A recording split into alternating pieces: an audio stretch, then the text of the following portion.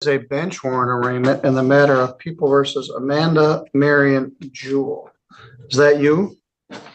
Yes, it is. I'm Judge Middleton. I'm here at the courthouse. Mr. Middleton. Your attorney. I'm here today. What's that? I'm kind of curious why I'm here today. I was pretty sure I served my sentence out. You never showed up for the sentence. I was pretty sure I was released to, and I served my entire sentence for the entire in 2022. Right away, this hearing takes an unexpected turn. The defendant believes the case was already finished, while the judge is looking at court records showing something very different. In court, official records usually carry far more weight than someone's memory. Who do you think is right at this point, the defendant or the paperwork? That might have been in front of Judge Stutzman, but in this case, it was file 212545. You were the judge in the case. All right. Well, in this case, you're charged with illegal entry. Here, correct? Yes. And the matter was set for sentencing. I thought I'd already served my sentence. On August 31st. I thought that's when I got out. 2022. I was here for like 60 days. Let's go through the history of this. Ms. Casey Strong is here with us from the public defender staff. And I asked her to come in. All right, let's go back. On December 21st, you allegedly illegally entered so in 2022, I was picked up and served the rest of the sentence. Just wait. I'm going through this. Okay. And you got arrested and posted a bond in January of 2022. Yep. Attorney Timothy George was appointed to represent you, but he had a conflict, and the attorney then became Rhonda Ives.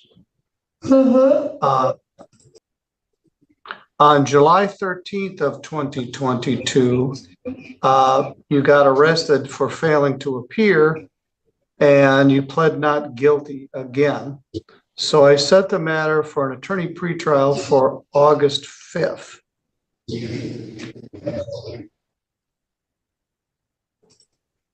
Of 2022.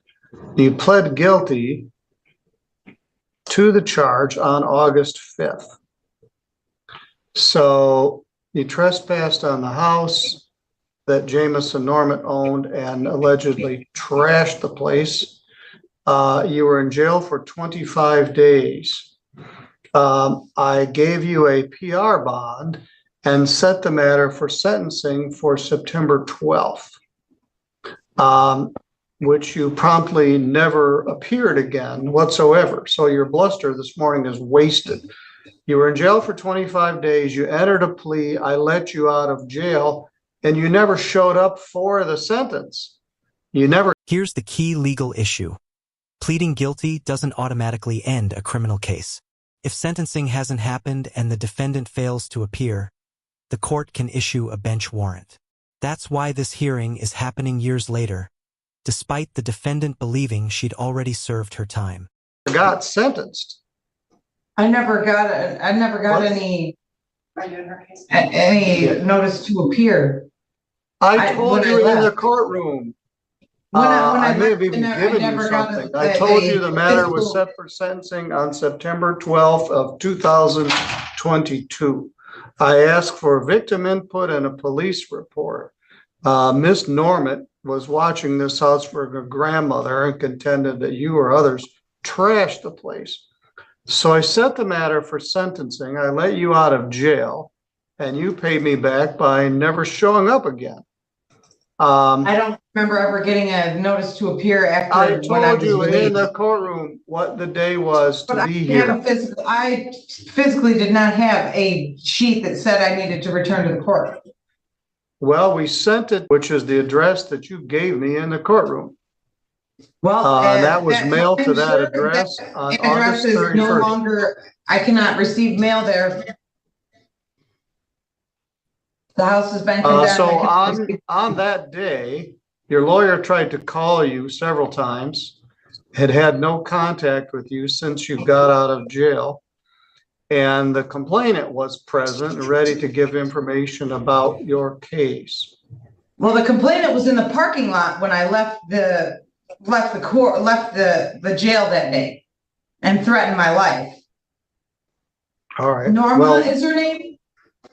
no. Her name is The Jameson. the woman that was watching the residence was in the parking lot that day when I left and threatened my life. Now the story gets even more complicated.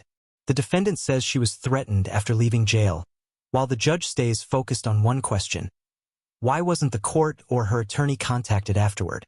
It's a reminder that judges often separate personal claims from procedural responsibilities. What would you have done in that situation? Okay. So And I anyway, didn't have a you phone never or called anything your to lawyer. call, so Your lawyer was unable to reach you and you never showed up. So how did you get arrested last night?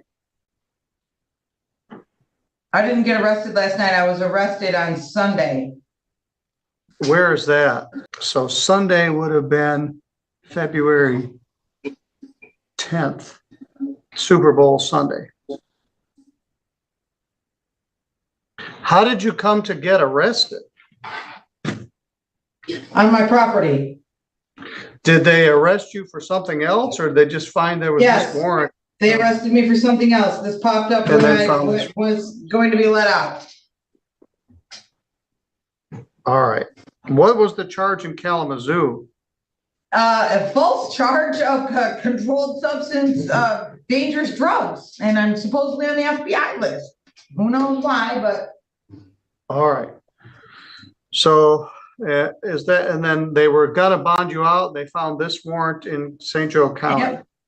yep. This, and I need. Talk about bad timing. She wasn't arrested because officers were looking for this case. It surfaced after another arrest triggered a warrant check. That's a powerful reminder that outstanding warrants can remain active for years and unexpectedly reappear during completely unrelated encounters with law enforcement. Get out of here as fast as possible because I'm trying to get my taxes paid on my house so I can start renovations. Okay. Before the 1st of March, definitely. All right. Very good. I'll set this matter for sentence, and hopefully we can get Miss Ives here. The first day I have is February 21st. And I have court in Kalamazoo on the 21st. Do I have to stay in jail till this matter goes to court? I would think that since it's a misdemeanor, I wouldn't have to stay in jail. You're mistaken. I'm not very happy with you. You blew off your sentencing date. You never called your lawyer. The complainant came twice. You're trying to bluster me to tell me that you already got sentenced and did a bunch of jail time. I did you a favor by letting you out of jail. This is the emotional turning point of the hearing. The judge clearly feels the court's trust was broken after the mis-sentencing, while the defendant insists it was all a misunderstanding. Trust and credibility matter enormously in court, and they can influence decisions like bond and sentencing. Do you think the judge is being too strict? Or is this exactly how accountability should work? You promptly responded by... I thought I did. My mistake. Okay. I just want to get the matter resolved, and I don't want to miss being able to get my property taken care of before March. And I don't want to miss my other court dates in Kalamazoo. Fair enough. Trying to keep a better schedule. Only can do that if, we can work together. Because this is only a misdemeanor. Not that that makes it any less important.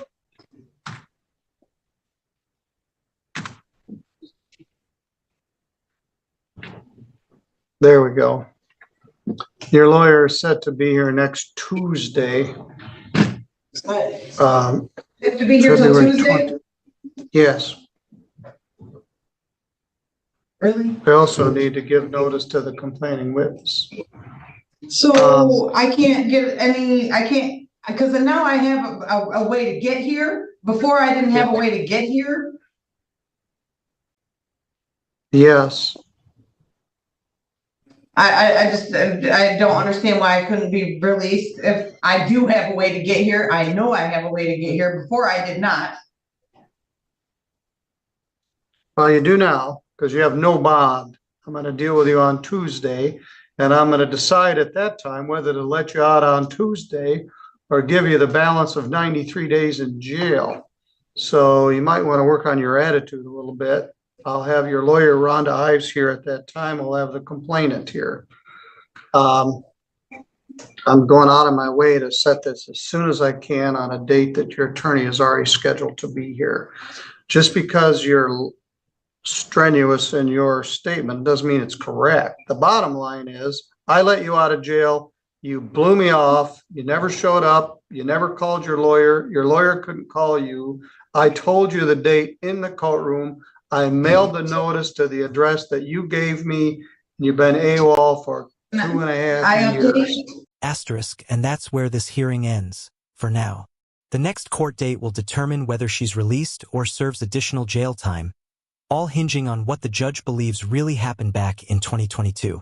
Cases like this show how one missed court appearance can have consequences years later. What do you think the judge should do at the next hearing? Let us know in the comments.